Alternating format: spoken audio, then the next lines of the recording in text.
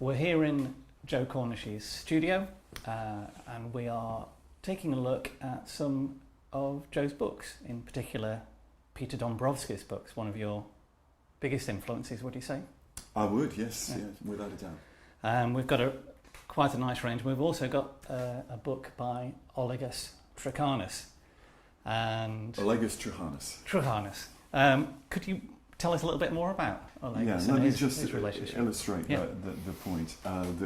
We have 5 Peter Dombrovskis books, and Peter Dombrovskis is undoubtedly a photographer of real stature and note, and I think as the years go by, as I hope we'll illustrate today, that the importance of his contribution to contemporary landscape photography is going to become clear. But it is, when you talk about Dombrovskis, you cannot separate him from who he was and where he came from, yes. and where he lived, which was Tasmania, the other side of the world from where we are now. And when you mention Dombrovskis, all his Tasmanian contemporaries and friends will say, but what about Olegas Trakhanis? Yes. So it just forms part of the story, and I think it's one that we need to tell. Yeah. Well, hopefully we'll be going through a little bit about Olegas, and we'll separate this into a series of videos covering a short section about each of the books. Excellent. And on the way talking about Dombrovskis himself. So where are we starting? Well, without further ado then, Tim, we're going to start with Wild Rivers, which I don't know if that helps at all. This, I think, is Peter's first major book, and we'll just look at a few pictures within it. But to talk briefly about it, I think it helps us, especially with this book, to describe how Peter came to prominence really in the world of photography. And the very first thing you do when you open the book, it's a beautiful book. It's a hardback book. The detailing of it is wonderful. It's been split, as books of that time were, yes, into a section of plates on a sort of semi-matte paper, high white paper, and then the initial section is actually in a kind of sugar type paper. I don't know if that's the technical term for it, but very, very matte, and it's all illustrations and text, and it's actually lovely paper, it's a beautiful book to turn. But the very first page, the very first thing, apart from the frontispiece here, which tells us Peter Dombrovskis, and the text is by his friend and contemporary Bob Brown, is a tribute to Olegas Trakhanis, and that is very, very important, with a little wildflower there. So what I suggest we do is have a very quick look through Wild Rivers. I'm going to talk a little bit about the background to it, and then maybe we can bolt Olegas' book on it to the end of this piece. Okay. Wild Rivers is essentially followed the great campaign that was waged in Australia and in Tasmania particularly against the damming of the Gordon and Franklin rivers.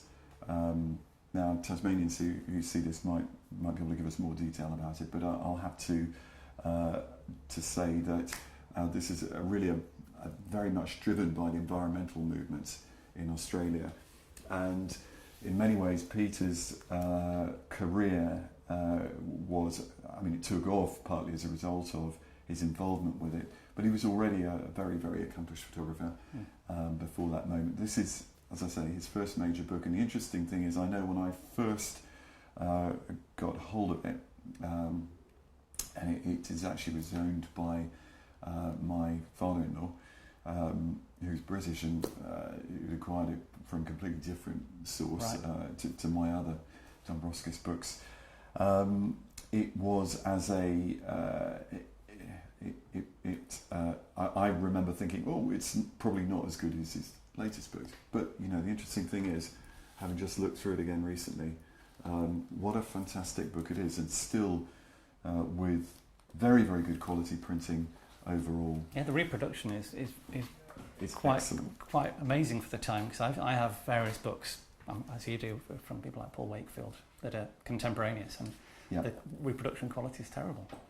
And it should probably be pointed out that these books are available second-hand, but they're not cheap. I've seen them going for between 150 to £400 for various copies. So. Which is amazing in many ways. before we look at the pictures, just a brief comment. Bob Brown, who is I don't think he's still an Australian senator, and one of the great pioneer environmentalists in Australia, wrote the foreword. He's a wonderful writer, and you only have to, any page you can open it and start dipping into the written material, and it's immediately incredibly engaging and passionate, and a great read. So that side of it is well worth having it for as well. I have marked a few specific pages to look at, which I hope we'll be able to highlight as well with some stills pictures to accompany. And to start with, I've selected this one, which on the face of it, I don't know if it's worth just turning to give you a quick idea, and we have the overhead camera too, don't we? Is a sunlit, nothing, really out of the way, compositionally speaking. But I found I was immediately drawn to it, perhaps from my own experiences in the various wilderness parts of the world, because I can sort of feel the heat in that image, and it's. I think that it's the part of the art of photography is to be able to trigger experiences, and I think while it may not be the most exciting dynamic picture compositionally, I think Peter's feeling for light and place do come across very, very strongly in that. We'll move on here and find the next spread, which is same subject but very contrasting in mood, which is of the I think this is the Irani Abyss, it's called. I think it's the Franklin River, one of the so-called splits, which is these narrows, the river gorges of the western Tasmanian wilderness. Now these must have been quite difficult to navigate to and get to. Well, as we're going to find out later, they are dangerous too. Yeah. They're very much an adventurous part of the world, although not as remote as, say, parts of the Himalaya or Siberia or whatever. But they still require a lot of walking and then paddling, kayaking, whatever type of riverboat I think Peter used a fairly primitive kayaks actually for his explorations in the river. You had to be a good bushman to navigate your way down these rivers. And of course, a lot of the rapids and the waterfalls would have made access extremely difficult, and that would have required portaging. Yeah. So, kayak over the shoulder, literally, and carry it. Parts of them would have been probably unnavigable. But they are. If you know the backstory, it does make the meaning more exciting. Many of Peter's pictures, like this one, are made in very soft light. Yes. We see the long exposure. Probably now, to make an exposure like that, most people would need to use a filter to slow it down. But I'm quite certain he never needed to do that. That was just shot with slow film and a small aperture. Low light on large format, so f22s or f32s. So. That's right. And indeed, he's seen most of his work is made at these very small apertures. And the byproduct is, even here, this picture made in bright sunlight, is that you have a long exposure. But he uses the long exposure in a masterful way, I think, to create a feeling of energy and involvement with the subject matter. Peter's early work certainly, and I think even most of his later work did not. He didn't use grad, so I'm not quite sure if he used the kind of block technique at the top, which some photographers have used. I think Jack DeKinga talks about using that, doesn't he? Yeah, I'm looking at that one thinking possibly there's because he's managed to retain most of the detail. Yeah. But there is a slight shadowing on the hills at the top. You were mentioning, I mean, he uses a large format camera, so it could have been, you can reposition where the lens is, so you can use the vignetting on a lens as a pseudo grad as well. Yes, so that could well be the reason for that darkening there. Yeah. This is actually one of perhaps Peter's most famous picture, certainly from the campaign that was waged against the damming of these beautiful rivers. It's called Morning Mist, Rock Island Bend, and is very, very atmospheric. To me, it's not his greatest picture, but in terms of what it did for this environmental movement, where it was used as a kind of campaign image, it was a great value. So its power, its sense of evocation, and I think is what counts, and we should respect that. I mean, compositionally, it's a lovely angle, but it's a feeling of depth and magic and mystery. I think it's from looking at it from my point of view, it has that sort of floating island in the mist almost. It's like almost a fantasy shot where the island there has this mini forest hanging off the top of it. Yes, and if you've not seen this, I mean, certainly in the UK, if you've not travelled beyond the boundaries of our country, it would be hard to imagine a place like this. Well, there might be one or two places in Scotland or perhaps parts of Wales that have similar atmosphere, but there is something quite fantasy-like about it.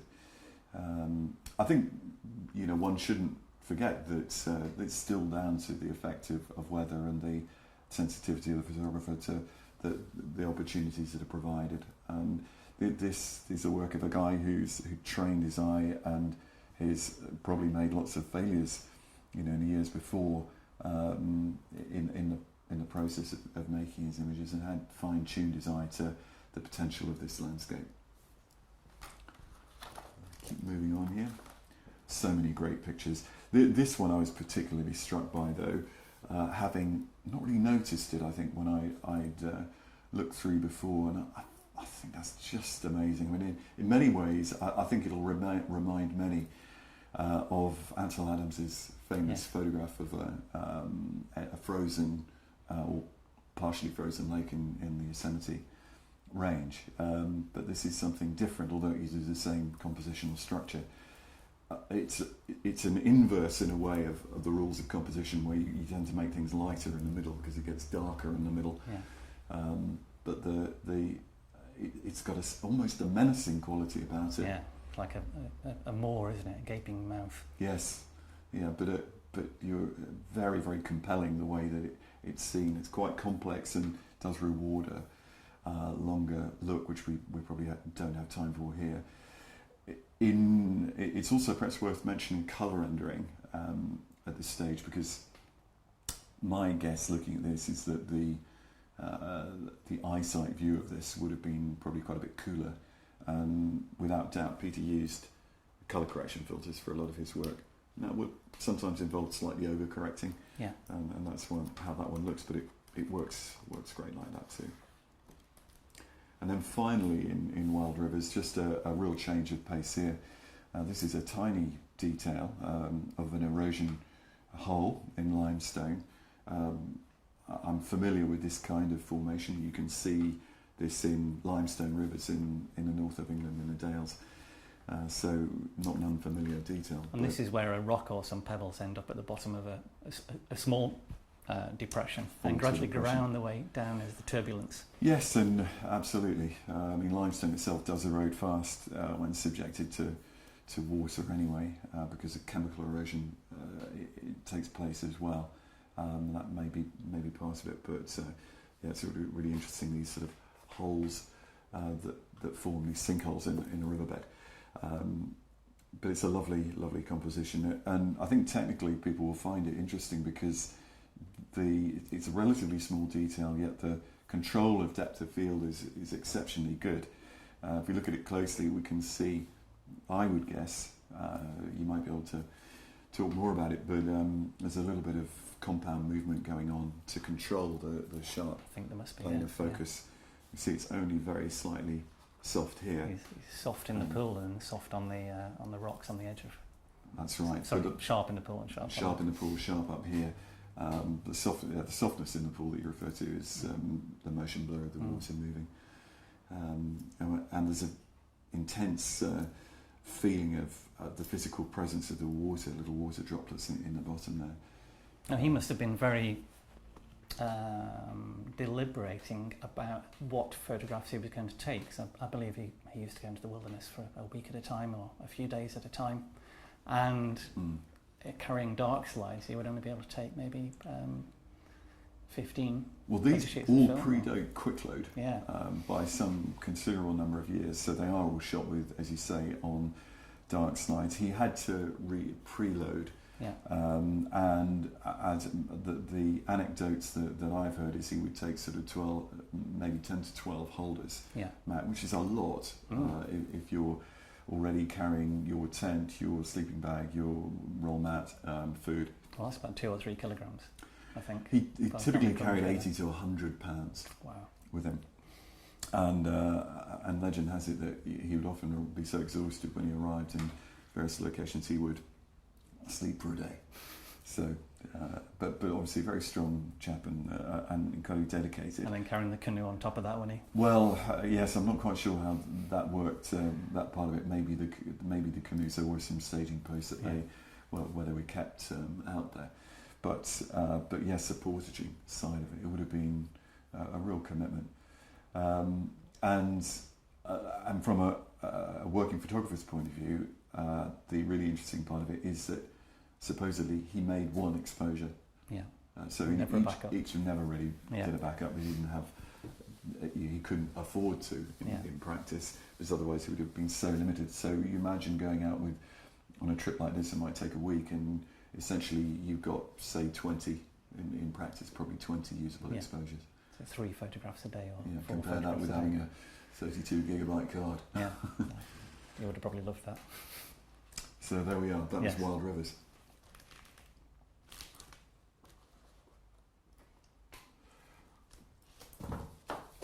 That's good.